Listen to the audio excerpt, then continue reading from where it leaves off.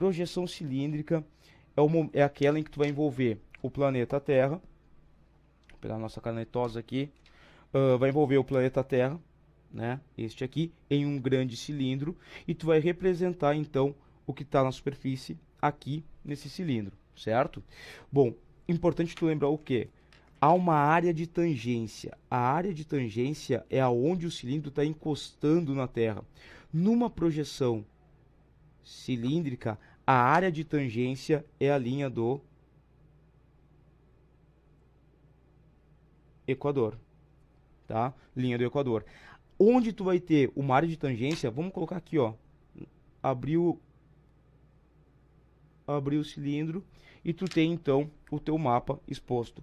Isso aqui vai ser a linha do Equador, tá? Ficou meio apagado, vamos tentar. Beleza, melhorou. Linha do Equador, tá? Área de tangência aqui é a parte central do teu mapa. Fica ligado no seguinte, aonde o mapa está encostando no globo terrestre, praticamente não ocorrem deformações. Então, importante tu lembrar que na linha do Equador, tu tem basicamente nenhuma distorção. O que eu escrevi aqui? Transformação, olha que doido. Nenhuma deformação, tá? Então, a partir do momento que tu vai distanciando a superfície da Terra do teu mapa, olha aqui, ó, essa parte do globo, o Polo Norte, onde é que ele vai ser projetado? O Polo Norte corresponde a toda essa borda aqui do cilindro. Portanto, o que tu tem? Altas deformações da superfície. Tu transforma um ponto em toda essa área aqui do mapa. Polo Sul, a mesma coisa. Quanto mais distante um ponto da superfície terrestre se encontra do cilindro, cara, maiores vão sendo as deformações. Por isso, quanto maior a latitude, distância de um ponto em relação à linha do Equador, quanto maior a latitude de um ponto, maiores vão ser as deformações, as distorções da superfície terrestre. O Polo Sul, o Polo Norte aqui, ó, está representado em toda essa parte superior do cilindro. Consequentemente, as deformações vão ser muito grandes, tá? Importante, para tu identificar uma projeção cilíndrica, tu vai ver o seguinte, ela sempre vai formar, os paralelos e meridianos sempre formam ângulos de 90 graus. Formou ângulos de 90 graus, tu está trabalhando então com uma projeção cilíndrica, certo? Queridos, vamos adiante. Olha aqui, ó. Outra projeção que tu tem, projeção cônica. Tá vendo ela aí? Projeção cônica. A projeção cônica, tu vai envolver a Terra não mais num cilindro, mas sim num cone, tá? A área de tangência vai ser a linha do Equador. A linha do Equador tá aqui, ó, dividindo a Terra no meio, não mais. Agora a área de tangência é uma latitude intermediária entre a linha do Equador e o polo. Então, onde é que tu vai ter a área de tangência? Ela vai estar aqui, ó, no meio do teu cone. Tu abriu o cone e ele ficou, era para ficar assim, né, numa forma de leque. Eu tentei. Era para ficar nessa forma de leque. A área de tangência é essa aqui. Vamos colocar, ó, área de tangência. O valor da latitude aí, ele pode variar, né? Tangência, tá bom? Área de tangência. Por quê? Pode ser uma latitude, sei lá, 40 graus, 45 graus, vai ficar sempre próximo a essa latitude aí, não varia muito que isso. A linha do Equador, olha só, ela foi projetada onde? Distante, lá na base do teu cone, há uma distância entre a linha do Equador e a base do cone. Portanto, na linha do Equador, tu já vai ter algumas deformações, que corresponde a essa área aqui, ó. Tá? O teu polo norte, vai ser projetado onde? Lá no topo. Não apareceu, né? Ficou muito ruim. Mas o polo norte vai ficar o quê? Projetado lá no topo do teu cone. Portanto, as deformações aqui também vão ser grandes. Fica ligado nisso, tá? Outra coisa que vale a pena lembrar. Nesse caso, os meridianos, eles vão ser radiais. Olha aqui, ó. Vamos mudar de caneta, que essa aqui não tá dando certo. Mas vamos fazer uma flechinha bonita também. Pra ser bagaceiro não dá certo. Aí, agora sim. os meridianos são radiais, ou seja, são linhas retas que se encontram em um único ponto, Polo Norte, tá? Já os paralelos são círculos concêntricos. Olha aqui, ó, o mesmo centro que é o polo, só que só aparece uma parte deles aqui, tá? Então, sempre a projeção cônica ela aparece na forma desse leque, é o cone aberto. As menores distorções, as menores deformações vão aparecer aonde? Na área de tangência. Projeção cilíndrica, a anterior, projeção cônica, e temos um terceiro tipo de projeção, que são as projeções planas ou azimutais. Certinho? Projeção plana ou azimutal. Essa aqui. O que é projeção plana ou azimutal? Amados, projeção plana ou azimutal é aquela em que, ao invés de ter um cone ou um cilindro, tu vai tangenciar a Terra em uma superfície plana, uma folha, tá? E aí o teu ponto de tangência vai ser qual? É um ponto só, não é todo um paralelo que vai ser a área de tangência, não, é um ponto de tangência. Aonde é que tu vai ter o menor grau de deformação? Lógico, querido, naquele teu ponto de tangência. Lá no ponto, tu vai ter de tangência 0 de deformação. Que folha safada, tá fugindo? Vem cá, querida. Não foge de mim. Deformação. Zero de deformação aonde? Aqui no teu ponto de tangência. Tá? À medida que tu vai tendo um afastamento da superfície da Terra em relação à área projetada, ao plano aqui, as deformações vão aumentando. Cara, olha só, tu vai ter que projetar a linha do Equador nessa parte do teu mapa, nessa área aqui, grandes deformações. O teu Polo Sul vai estar representado aonde? O Polo Sul, cara, o Polo Sul vai ser tudo isso aqui, ó. O limite dessa folha. Como é que tu vai transformar um ponto em um limite em toda essa área aqui da folha? Cara, sem gerar deformações? Impossível, querido, impossível. E o que tu faz? Tu vai alterando a superfície terrestre, tá bom? Lembra o seguinte, a projeção plana, ela pode ser de 3 tipos, tá? Opa, caneta safada. Ela pode ser de 3 tipos. Tu pode ter a projeção plana polar, onde o ponto de tangência é o Polo Norte ou o Polo Sul. Tu pode ter uma projeção plana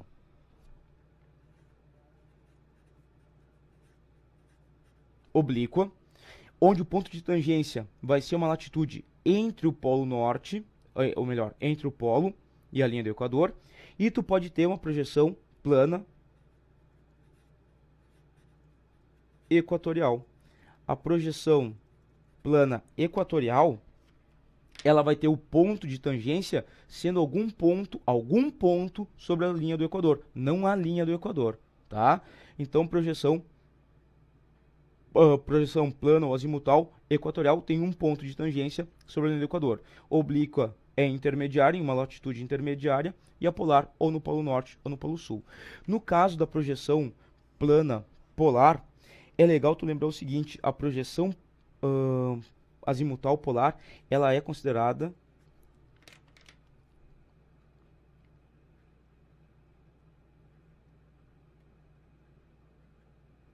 geralmente ela é equidistante. As distâncias entre os pontos na superfície terrestre são iguais, são mantidos, né? A equivalência com a realidade, tá? Então lembra aí, tu tem projeção cilíndrica, cônica, a cilíndrica, a cônica e o terceiro tipo que é plana ou azimutal. Ah, olha só, e já ia esquecendo. Cara, a bandeira da ONU. Tá ligado a bandeira da ONU? Não tá. Cara, procura aí na internet. A bandeira da ONU é uma projeção plana, polar, centrada no Polo Norte. Tu vê o mundo a partir do Polo Norte. Ao redor do Polo Norte tu tem quem? Estados Unidos, América Anglo-Saxônica, Europa, Rússia. Cara, há uma mensagem geopolítica violenta em cima da escolha da projeção cartográfica utilizada pela projeção de Mercator, ou melhor, de Gerard Kramer, um belga, conhecido na noite aí como Mercator, vai desenvolver a sua projeção lá no século XVI, tá? Essa projeção de Mercator, que nós temos aqui, vou trazendo para vocês. Tchan, tchan, tchan, tchan, tchan, tchan. Projeção de Mercator. Vou colocar ela mais bonitinha, vem cá. Olha aí. Opa! Projeção de Mercator. Que linda! Ah, eu que desenhei, tá? Projeção de Mercator, criada lá no século XVI, tu percebe o seguinte. Primeira coisa, ela é uma projeção cilíndrica. Como é que tu percebe que ela é uma projeção cilíndrica? Dá uma olhadinha na nossa aula, ou nossa outra aula sobre projeções cartográficas, tá? Já vai te facilitar a tua vida. No momento que tu observa que paralelos e meridianos formam ângulos de 90 graus, tu já tem a ideia de que isso aqui é uma projeção cilíndrica, tá? E ela é uma projeção cilíndrica e conforme. O que quer dizer projeção conforme? É uma projeção que ela mantém as formas. Ou seja, Mercator, no momento que faz a sua projeção, ele dá primazia ao mostrar o real contorno dos continentes.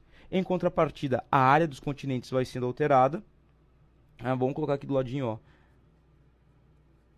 Área e distâncias vão sendo completamente esquecidas.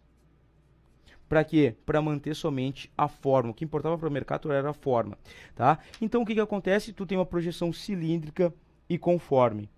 E aí, interessante, facilmente identificável a projeção de Mercator. Olha só aqui, ó. Vou tirar o braço daqui de cima, tá? Olha aqui, tá vendo a Groenlândia? Essa ilhota gigante aqui na projeção de Mercator. Toda vez que tu observa um mapa e a Groenlândia é maior que o Brasil ou do tamanho da América do Sul, cara, é projeção de Mercator. Por quê? Quanto maior a latitude em Mercator, maiores vão sendo as deformações. E naquelas deformações, o que o Mercator faz? Ele tenta unir os pontos mantendo a forma e acaba aumentando a área, ou seja, o tamanho real dos países, dos continentes, é alterado em função de um privilégio, a forma. O contorno da Groenlândia está perfeito, mas o tamanho dela foi alterado. Ela está 4 vezes maior, ou melhor aqui, ela está muito maior que o Brasil. O Brasil, na realidade, é 4 vezes maior que a Groenlândia. Então, Groenlândia maior que o Brasil, isso é projeção de Mercator. Ela é chamada também de uma projeção, olha só, eurocêntrica. Por que eurocêntrica? Queridão, te liga, é século XVI, época das grandes navegações. Quem é que mandava nessa bagaça desse mundo? A Europa. E o que vai acontecer? Nisso, a Europa acaba sendo colocada em destaque na projeção de Mercator. Olha aqui a Europa, ó. Tá aqui ela, na parte central do mapa, na parte superior, tu tá sempre acostumado a ver assim o mapa, né? Com o hemisfério sul na parte inferior e o hemisfério norte na parte superior. A Europa no centro, na parte superior, e como ela está em grandes latitudes, ela tem a sua área aumentada. Aumentou a área. Cara, no momento que aumentou a área, tu dá um destaque para a Europa. A Europa aparece no centro. Europa no centro do teu mapa. Uma projeção eurocêntrica. Ficou ligadinho? Bom, beleza. Vamos lá. Qual é a outra projeção que tu tem? Sai essa. E nós vamos para a projeção de Peters. Querido, projeção de Peters. Ergue aqui. Projeção de Peters, tá? O alemão Arno Peters. Peters criou esta projeção cartográfica aqui, ó. Tá certo? Diferente, né? A projeção de Peters, então, ela vai ser desenvolvida lá lá em 1973, portanto, século XX, tá? Século passado. Um outro contexto no mundo. Tá? Já não era mais a Guerra Fria, não era na época das grandes ou melhor, não era mais as grandes navegações, era o contexto da Guerra Fria, tá? E outra coisa, observa que paralelos e meridianos formaram ângulos de 90 graus? Sim! Então é uma projeção o quê? Cilíndrica. Agora, Peters, diferente de Mercator, não quis manter a forma, ele quis manter o quê? O contorno, ou melhor, ele quis manter a área. Então ela é uma projeção cilíndrica aí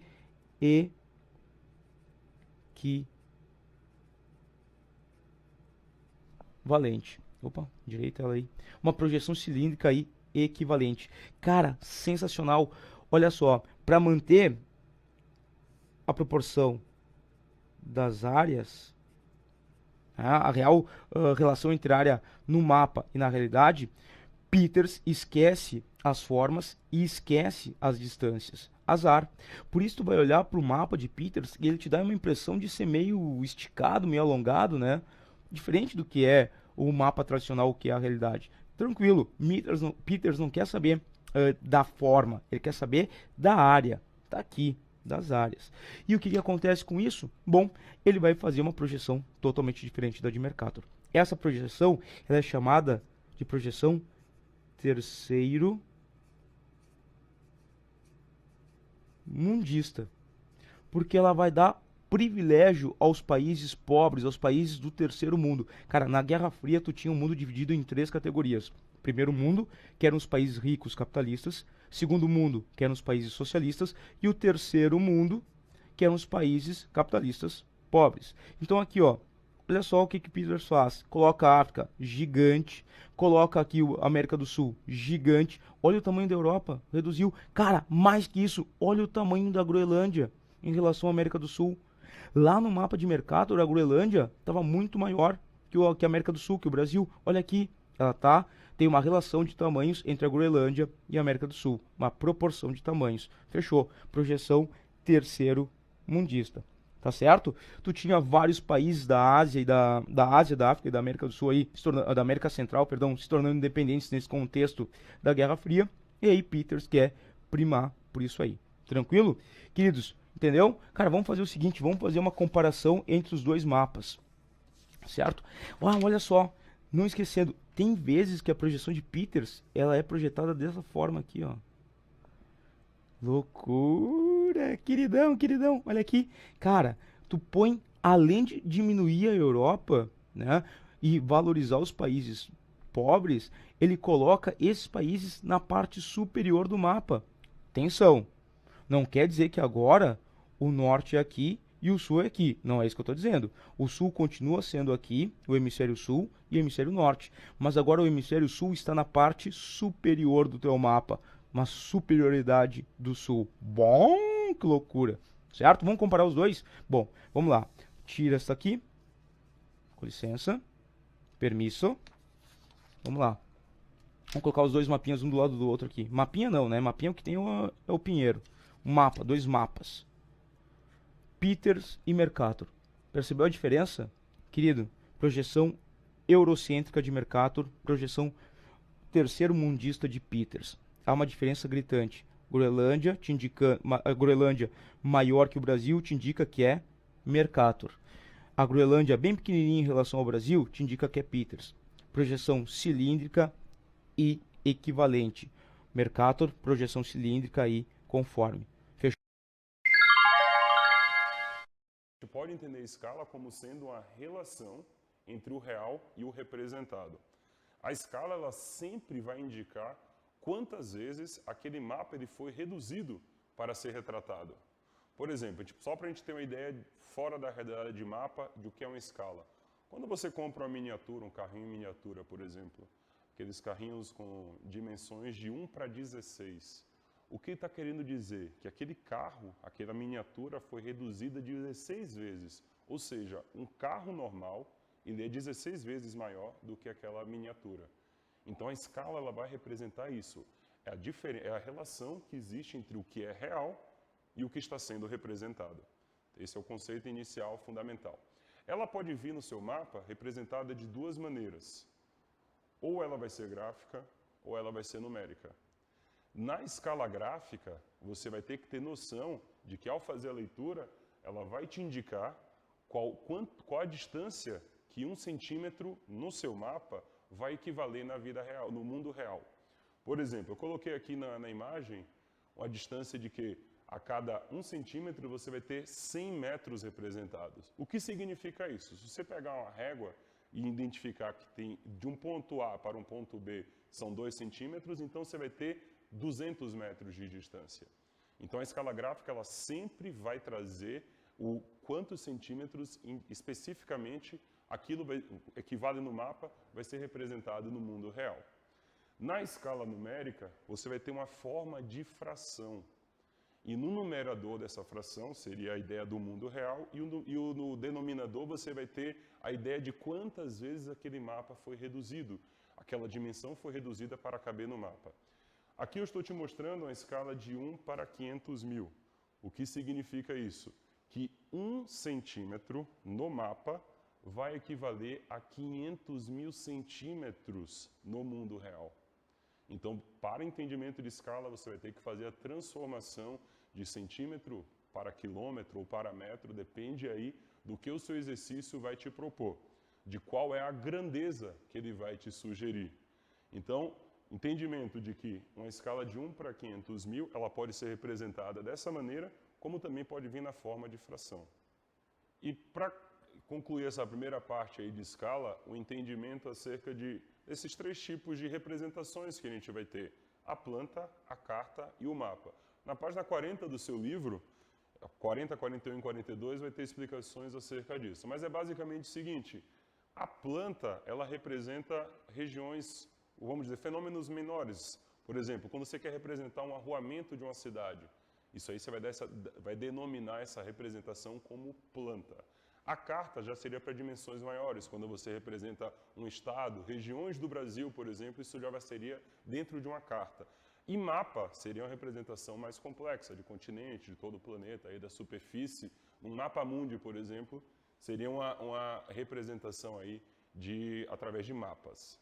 Para concluir essa parte de escala, então aqui vai uma dica para vocês aqui, ó. Esse triangulinho aqui ele vai te ajudar a resolver questões relacionadas a escalas, problemas de escalas. Por quê? Sempre quando ocorrer qualquer tipo de exercício de escala, ele sempre vai te questionar sobre a distância real, a escala ou a distância no mapa. Então você tem que identificar no exercício, já tem alguns exercícios resolvidos no seu livro, você pode ir acompanhando, que ele vai te dar 2 para te perguntar 1.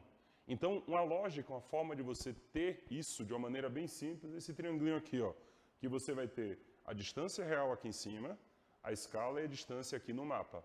Então, na parte de baixo. E qual é a ideia desse triângulo? Por exemplo, quando ele te questionar, quando ele te perguntar qual é a distância real, então a distância real vai ser a ideia da escala versus a distância no mapa. Então, essa é a ideia aqui. Quando ele te der a distância real e te der a distância no mapa, ele vai te questionar a escala. Então você vai ter aqui, ó, a escala é igual à distância real sobre a distância no mapa. E ao contrário, quando ele te der a distância no mapa, quando ele quiser perguntar sobre a distância no mapa, ele vai te dar a distância real e a escala. Então a fórmula vai ser distância é igual a escala versus distância no mapa, escala é igual a distância real sobre distância no mapa, e distância no mapa é igual a distância real sobre a escala. Então, tendo essa fórmulazinha, você vai conseguir resolver todas as questões. Mas é muito importante que você não se esqueça de fazer a transformação. Aquela ideia de cortar os zeros, por exemplo. Se ele te dá uma escala de 1 para 500 mil, que ele vai te dar em 500 mil centímetros. Então, como é que você vai fazer a transformação de centímetros para metros? Ou para quilômetros, vamos usar. Você vai ter que cortar 5 zeros do 500 mil. Então, você vai de centímetro para decímetro, para metro, decâmetro, hectômetro, quilômetro. Então, de 1 para 500 mil vai virar 500 mil centímetros é igual a 5 quilômetros. Então, tendo essa ideia básica aqui, ó, registre isso no seu caderno para poder realizar os exercícios, com certeza você vai conseguir se dar bem. Dentro desses mapas, um dos pontos que mais chama atenção é justamente a escala. E a escala é um tema que, às vezes, causa um pouco de medo, por envolver contas, por envolver matemática, mas é bem tranquilo. Primeiro, a escala ela serve para representar quantas vezes você reduziu a realidade. E existem tipos de escala diferenciados. Você pode ter uma escala gráfica, como essa que vocês podem observar aqui na apresentação, onde, como um gráfico, como uma régua mesmo, me mostra a distância. A mudança de achura representa 1 centímetro, e aí, ó, cada 1 centímetro, 1000 metros, 2 centímetros, 2000 metros. Ou a cada 1 centímetro, 5 quilômetros, depende de qual informação quer te mostrar. E essas outras informações, essas achuras menores, é para você trabalhar com milímetros. Já que você trabalha com mapa, milímetros, centímetros são comuns de ser utilizados. Já a escala numérica, ela trabalha, como vocês podem perceber aqui, numa fração. 1 para 100, 1 para 1 milhão, 1 para alguma coisa. E o que significa isso? Que 1 centímetro no mapa equivale a 100 centímetros na realidade. 1 centímetro no mapa, 1 milhão de centímetros na realidade. Perceba que não há unidade de medida, porque se tratando de escala, você não precisa representar a unidade de medida. É sempre em centímetros. E significa que eu reduzi 100 vezes a realidade que 1 milhão de vezes a realidade. Ou seja, essa é uma escala maior do que a escala de 1 para 1 milhão. Como assim? Exatamente. 1 para 100 é uma escala grande, 1 para 1 milhão é uma escala pequena. Porque aqui eu reduzi 100 vezes a realidade, aqui eu reduzi 1 milhão de vezes a realidade. Portanto, eu tenho maior detalhamento em 1 para 100 do que 1 para 1 milhão. Como dá para perceber nessa imagem aqui, ó, 1 para 25 mil, apenas Portugal. 1 para 600 milhões, todo o globo. Ou seja, a escala pequena, ela representa maior área com menor detalhamento, e uma escala grande representa menor área com maior detalhamento. Beleza? E para calcular, não precisa ter medo. Temos uma fórmula padrão para medidas lineares e 3 informações que você precisa saber. O Dzão maiúsculo, D, E maiúsculo e o Dzinho, o D minúsculo aqui. O D maiúsculo significa uma distância real, ou seja, uma distância no terreno, e vou trabalhar sempre com metros ou quilômetros. A E, né, a letra E, de escala sempre em centímetros. E D minúsculo, uma distância gráfica, desculpe. E trabalharemos em centímetros ou milímetros, porque você vai trabalhar com mapa. Para a gente entender rapidamente como calculo isso daqui. Se meu exercício quer saber a distância real, ele vai me fornecer escala e distância gráfica, aplicando em fórmula escala vezes distância gráfica. E acha a resposta. Se o exercício quer saber escala, distância real divididos por distância gráfica. E se ele quer saber a distância gráfica, distância real sobre escala. Lembrando que para calcular, sempre deve utilizar a mesma unidade de medida. Beleza?